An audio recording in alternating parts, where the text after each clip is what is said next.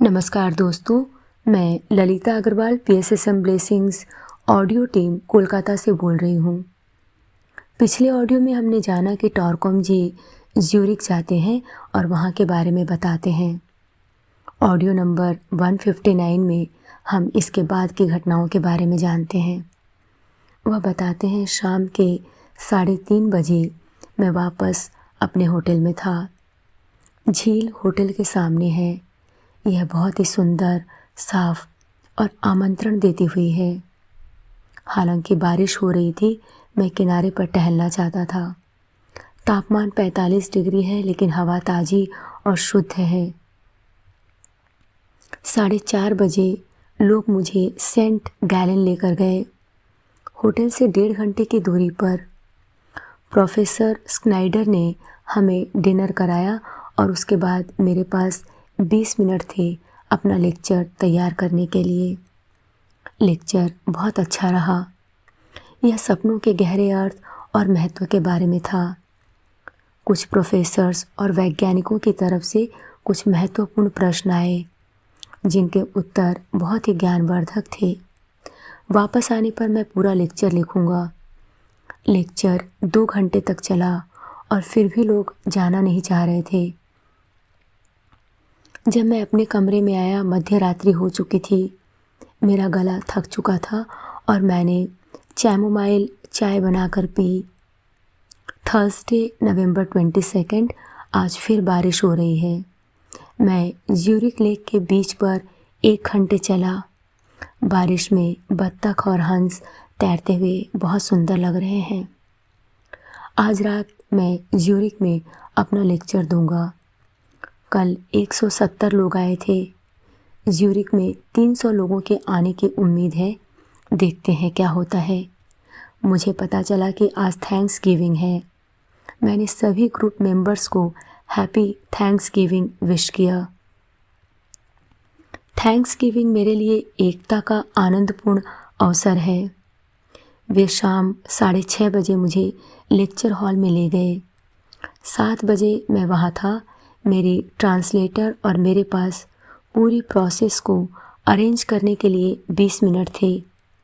वह 26 साल की है, अमेरिका में रही हुई है और मेरे साहित्य से परिचित है। 7:45 पर हम हॉल में पहुँचे। बर्फ़ के बावजूद सभी चेयर्स ऑक्यूपाइड थीं और 7 बजे बर्फ़ गिरनी शुरू हो गई। लेक्चर बहुत सफल रहा। एस्टा और क्रिस्टाइन मेरी किताबें सेल कर रहे थे। मैं 1 घंटे तक बोला और उसके बाद उन्हें थोड़ा रेस्ट दिया और उसके बाद फिर 1 घंटे तक बोला, जिसमें मैंने बहुत सारे प्रश्नों के उत्तर दिए। विषय था journey to the other worlds, यानी दूसरे लोगों की यात्रा। यह भी विस्मय कर देने वाली सफलता थी। ज़्यादातर किताबें बिक चुकी थी। मैं रात 10 बजे होटल आया और मध्य रात्रि तक सोया। मीटिंग के बाद एक लड़की आई और उसने मुझे अपना परिचय दिया। वह तुर्क है और इस्तांबुल की फ़्लाइट से ज्यूरिख आई है, मुझसे मिलने और मुझे एक किताब देने। हमने टर्किश भाषा में बात की।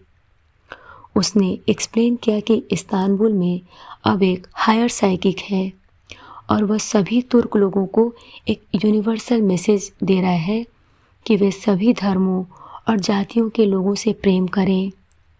मैं हतप्रभ रह गया कि एक राष्ट्र जिसने 1.5 लाख आर्मेनियंस को जान से मार दिया, वह अब एक नई टीचिंग को प्राप्त कर रहा है। इसलिए वह मेरे लिए 500 या 600 पेजेस का साहित्य लेकर आई थी, जिसे मैं होटल ले गया। वह मेरे लिए टर्की जाने की और वहाँ पर लेक्चर्स देने की व्यवस्था करेगी। उसे बहुत सुखद आश्चर्य हो रहा था कि एक आर्मेनियन ने इस तरह का लेक्चर दिया है। फ्राइडे नवंबर 23 आज मैंने 3 से लेकर 4 घंटे तक किताबें पढ़ी। यह यूनिवर्स के सेंट्रल कमांड से प्राप्त की गई है और यह वर्ल्ड की सारी पवित्र किताबों को रिप्लेस कर देगी। पहले मैंने इसमें इतनी शक्ति नहीं देखी थी, लेकिन मैं खुश था कि कम से कम एकता, सहन शक्ति और सहयोग की टीचिंग टर्की में सर्कुलेट हो रही है। पीछे जाएं तो ऐसी जगहें हैं जहां यह बताया गया है कि कुरान ही सबसे ऊपर है और टर्किश राष्ट्र की ही प्रशंसा की गई है। हो सकता है और आगे पढ़ूं तो इसका असली सार समझ में आए। मैंने वॉकिंग की और 1 घंटे का लेक्चर नेने के साथ शेयर किया। यह रात के 11 बजे हैं और अब मैं सोना चाहता हूँ। कल और संडे मेरे दिन काफ़ी व्यस्त रहेंगे। संडे नवंबर 24 हर कहीं बर्फ़ है, लेकिन धूप निकलनी शुरू हो गई है। झील सुंदर लग रही है। अब मैं सेमिनार में जा रहा हूँ। सेमिनार बहुत अच्छा गया। 55 लोग थे। मैंने उन्हें जॉय और पीस पर एक्सरसाइजेज बताई जो उन्हें बहुत पसंद आई। वे मुझे नेक्स्ट ईयर वापस आने का आग्रह कर रहे हैं। संडे नवंबर 25 सेमिनार बहुत सफल रहा। ज़्यादा लोग आए थे। मैं उच्च लोगों के आनंद और आनंद के केंद्र जो हर इंसान में स्थित हैं उनके बारे में बोला। मैं न्यू एज मूवमेंट के कुछ लीडर्स से मिला जो मीडियमवाद, हठ योग, एस्ट्रल प्रोजेक्शन आदि में खो गए हैं और वे मीटिंग में मुझे सुनने आए थे। मीडियम्स और चैनल्स मशरूम की तरह बढ़ रहे हैं। मास्टर मोरिया सही थे जब उन्होंने कहा कि ऑब्सेशन और पोजीशन वर्ल्ड में महामारी की तरह है। मैंने मीडियम्स के बारे में एक्सप्लेन करने की कोशिश की और ब्रेक थ्रू टू हायर साइकिज्म की सारी कॉपीज़ बिक गई। इन डिसिप्लिन्स के खतरों के बारे में बात करने के बाद वे कुछ किताबें लेकर आए। वे चाहते थे कि मैं उनसे उनके तरीक़ों से ही बात करूं। जीवन बहुत लालसाग्रस्त है। नई पारी शुरू करने के लिए मैं फिर से 40 का होना चाहूँगा। मैं वापस घर जाने के लिए व्याकुल हूँ। अंतिम कुछ दिन सबसे कठिन होते हैं। आशा करता हूँ मेरे सभी सहयोगी स्वस्थ और सुखी हैं। सेमिनार में यह स्पष्ट था कि न्यू एज के लोगों ने सभी चीज़ों को किस तरह मिला दिया है। पूरी टीचिंग एक सूप बनकर रह गई है।